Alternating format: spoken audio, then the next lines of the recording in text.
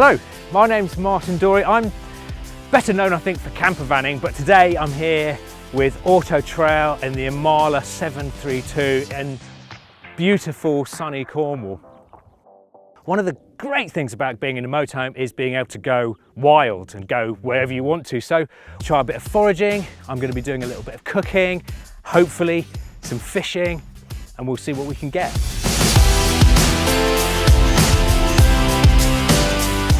Widmouth Bay, it's a beautiful, beautiful place. The Imala, brilliantly, you know, I'm used to getting into small car parks because I've got a small camper van, but this thing, it's big, but it's remarkably versatile. And as you can see, I've got a spot right by the beach, which is just perfect for a little bit of beachside foraging. It's a really great place to come. There's all kinds of stuff here. Auric, we might be looking for some plantains, my favourite sea beet that I'm hoping to find, and also something quite unusual, which is rock samphire, which grows in abundance in Widmouth.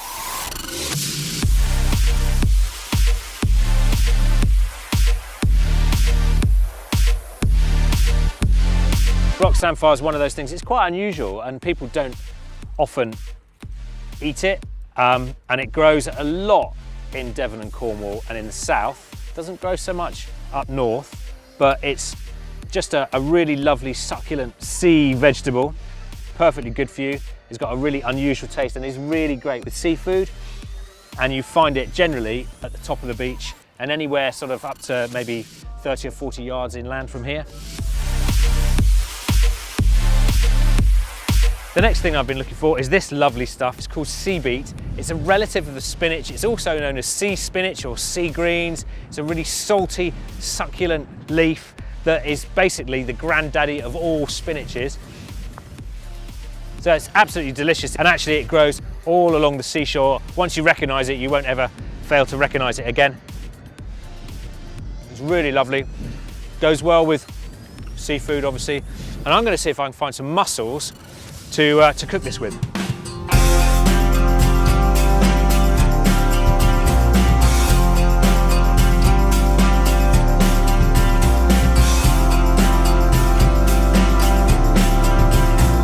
Come to my favourite place on the North Cornish coast, a little place where these absolute beauties grow, Cornish mussels fresh off the rocks. It's really easy food to find, you can't mistake them for anything else, which is great, and they are delicious if you get them fresh. We've come down on a really low spring tide, so we can get to the biggest ones nearest the sea and pick them before the tide comes in. Trying to pick them where those which haven't got barnacles on them, because they're easier to clean later on. Oh, they're quite tough to get off the rocks. Try and pull off the beards as we go. And now I've already got some rock samphire, and I've got some sea beet, and I might cheat and see if I can find some bacon maybe and an onion, and should be able to make a really lovely mussel dish later on.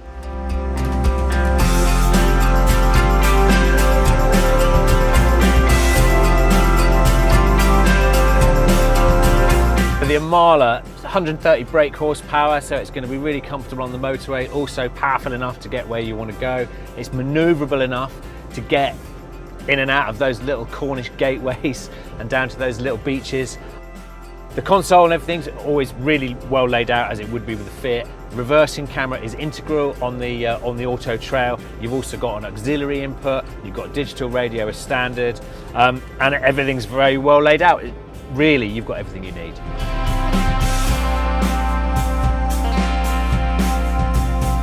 Right, it's been a really interesting day on the coast. So I've got a bucket of mussels that are now soaking in some fresh water with a dash of vinegar. They're going to purge themselves for the next 20 minutes. Meanwhile, let's take a look at the Imala. First thing you're going to notice, it does look different from other motorhomes. It's got the grey cab, really great decals, and round the back is something I really want to show you. The Imala's got these brand new light clusters, LEDs. They look really automotive and make this motorhome look like it really belongs on the road rather than stuck on some old caravan site. It looks great from the outside as far as I'm concerned. You know, full marks from me, but what about inside? Let's go and have a look. We're moving on now to the interior, and This is my favourite place to sit. I've got a lovely view out of the door, but it's also part of this really spacious lounge area that will seat, what, 5 or 6 people easily. So it's a great place to be day or night. By day, you've got a lovely skylight bringing in lots of natural light. By night, you've got strip lights and also handy little reading lights above you. All in all, a really great, spacious, lovely place to spend time.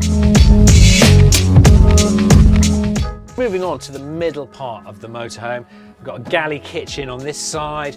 The galley kitchen gives you an opportunity to have a mid-bathroom. And this one is, well, it's great. It's actually really spacious. The shower is huge.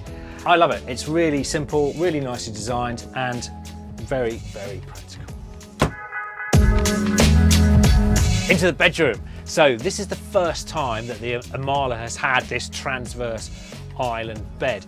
As you can see, you can get all the way around it, and when it comes to nighttime, all you got to do, open it out, and you've got a really lovely, comfortable, spacious bedroom with somewhere to charge your phone, somewhere to plug in your telly if you need it, loads and loads of storage, and a mirror, and, well, just everything you need from a luxury bedroom.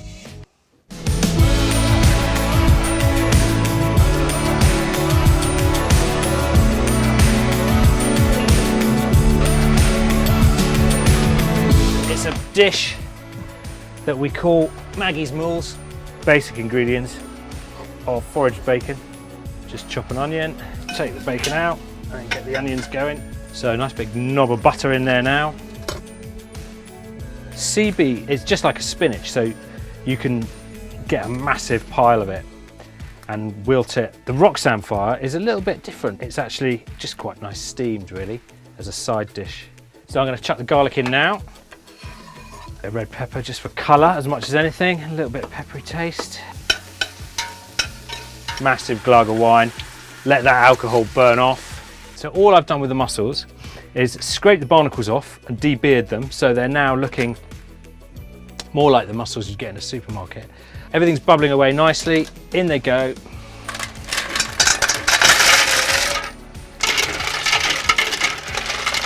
On goes the lid, so they're going to steam now probably for about 5 minutes or so until they start to open. If there are any that don't open, I chuck them away because it usually means that they were dead when they went into the pan. If they're alive when they go into the pan, they open up. Basically, we sit and we wait. I've got my lovely French stick, which is the only way to eat mussels, with lashings of butter and French bread. I've got the oven preheated. Chuck that in to warm up. The rock samphire, it's just going to go straight in. Cream goes in. My cooked bacon goes back in.